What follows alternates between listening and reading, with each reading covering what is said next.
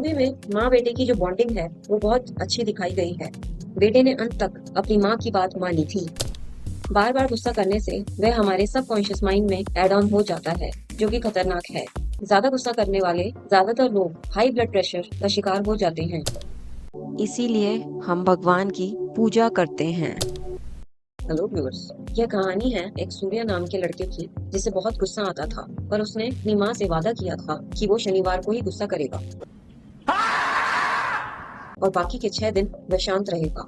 Control control. इसी चीज को फॉलो करने के लिए वो अपनी डायरी में उस इंसान का नाम लिखता था जिसपे उसे शनिवार को गुस्सा उतारना है। इसी कॉन्सेप्ट को पूरी मूवी में सूर्या ने फॉलो किया है। इस मूवी में एक करप्ट पुलिस ऑफिसर विलेन के रोल में है। इस विलेन का नाम दया होता है, जो कि उसमें बिल्कुल नहीं थी। उसको साइको भी कह सकते हैं। वह बिना वजह लोगों को मारता रहता था। दया का एक बड़ा भाई भी था जिसका नाम कुर्मानंद था, जो कि अपने छोटे भाई दया को इसलिए परेशान करता था क्योंकि उसके पिता छोटे भाई दया से ज्यादा प्यार किया करते थे। Come on, man. कुर्मानंद ने दया की सारी प्रॉपर्टी हड़प ली थी और उसके हिस्से की प्रॉपर्टी पर भी दया बिना भाई की परमिशन के कुछ नहीं कर सकता था, क्योंकि उसके भाई कुर्मानंद ने दया पर केस कर दिया था। कुर्मानंद का सपोर्ट एक गांव के लोग करते थे जिसका वह कॉर्पोरेटर था। उस गांव का नाम सोकुला पेलम था, पर उस गांव का क्रिमिनल रिकॉर्ड था उनकी पिछली पीढ़ी का। इसीलिए दया को जब भी अपने बड़े भाई पर गुस्सा आता था तो वह इसी गांव में मारपीट करने आ जाया करता था और बेकसूर लोगों को बिना वजह के मारा करता था। एक दिन बाई चांस सूर्या और दया की मुलाकात हो जाती है और सूर्या उसे भी अपनी हिट लिस्ट में डाल देता है। सूर्या का एक बचपन का प्यार था जिसका नाम चारुलता था, जो कि दया के पुलिस स्टेशन में पुलिस की जॉब करती थी। वही सूर्या की पूरी तरीके से हेल्प करती है दया की इंफॉर्मेशन निकालने में। सोकुलापेलम गांव के लोग बहुत डरे हुए होते थे, इसीलिए चारुलता ने सूर्या को गांव वालों का डर हटाने को कहा दया को मारने से पहले, जिससे कि फ्यूचर में उन गांव वालों को कोई परेशान नहीं कर पाए। सूर्या और चारुलता दोनों ही अंत तक कोशिश करते हैं उन गांव वालों की मदद करने की। वहीं दया अपने बड़े भाई को मारने की कोशिश करता है, ये सब क्या देखना पड़ रहा है? पर सूर्या उसे आके रोक लेता है। बड़े भाई को लगता है कि दया ने उसकी जान बचाई है, इसीलिए वह उसकी प्रॉपर्टी देने को राजी हो जाता है और सूर्या को ढूंढने के लिए कहता है। सूर्या को ढूंढने दया सोकुलापेलम गांव में आता है। थोड़े टाइम बाद कुर्मानंद को पता चल जाता है कि दया ने ही उसे मारने की कोशिश की थी, तो दया अपने बड़े भाई कुर्मानंद को खत्म कर देता है। जब कुर्मानंद के आदमियों को यह सब पता चलता है तो वह दया को ले जाते हैं सूर्या और दया की फाइट खत्म होने के बाद और उसे मार देते हैं।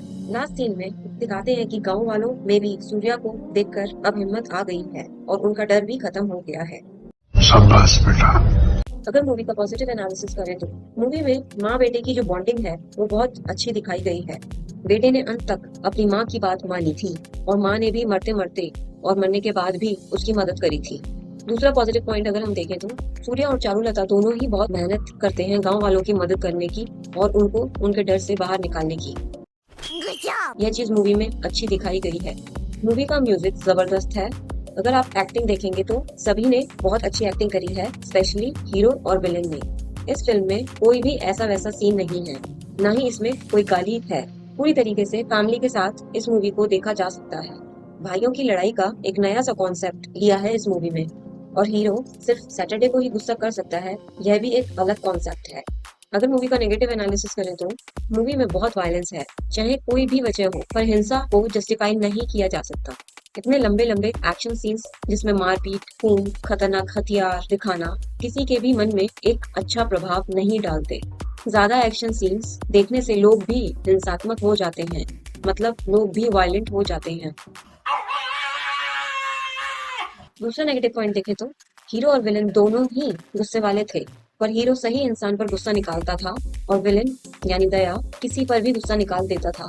दया के केस में देखें तो वह कहीं का गुस्सा कहीं निकाल दिया करता था।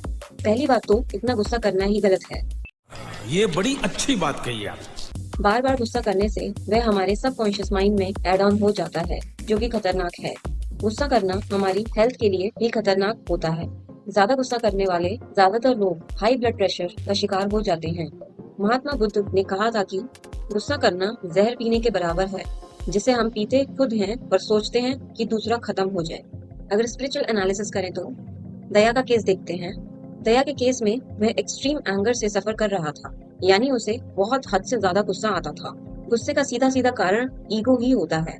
साथ ही उसमें अपने बड़े भाई जैसा बनने की चाहत भी थी, यानी मटेरियलिस्टिक डिजायर्स भी थे, और कहीं ना कहीं वह अपने भाई से जलता भी था, यानी जेलसी भी थी।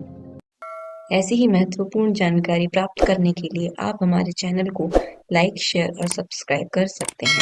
धन्यवाद।